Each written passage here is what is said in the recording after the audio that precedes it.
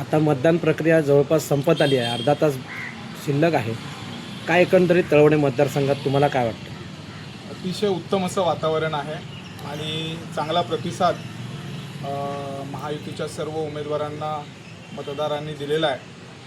आणि एक गोष्ट निश्चित सांगतो की महायुतीचे तिन्ही उमेदवार यांना चांगलं यश प्राप्त होईल आणि तेवढा पंचायत समितीला परत एकदा सभापतीपदाचा मान इथे महायुतीच्या माध्यमातून मिळेल. बाहेरचा म्हणून जी काही चर्चा जोरात झाली की बाहेरचा उमेदवार बाहेरचा म्हणून जे हिणवण्यात आला विरोधकांकडून, सोकियांकडूनही टीका झाली.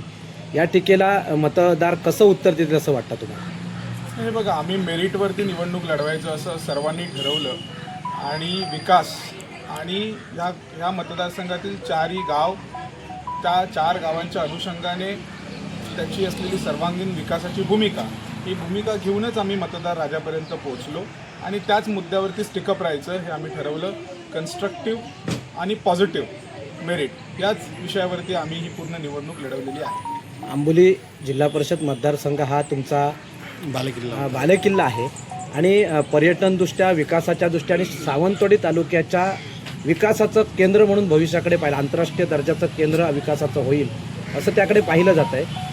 त्या मतदारसंघाची स्थानिक स्वराज्य संस्थाच्या निवडणुकीत काय होईल असं वाटतं? बघा, निश्चितच तुम्हाला सांगतो, आंबोली आणि चौकोळ गेळे असेल, पर्यटनदृष्ट्या अतिशय महत्त्वपूर्ण असा भाग आहे आणि देवेंद्रजींच्या नेतृत्वाखाली महायुतीच्या माध्यमातून एक फार मोठा ड्रास्टिक डेव्हलपमेंट तिथे होईल आणि आम्ही सर्वजण महायुती म्हणून त्या सर्वांसाठी आम्ही प्रयत्न करू, एवढं मात्र नक्की. तिथे त्या मतदारसंघामध्ये आम्ही मैत्रीपूर्ण लढत लढतोय. आम्ही सर्व प्रोटोकॉल पाळून मैत्रीपूर्ण लढत लढलेली आहे. पण शेवटी मतदारांचा कौल हा पूर्ण जिल्ह्यामध्ये डॉमिनेटिंग असा महायुतीच्या बाजूने असेल हे मात्र नक्की.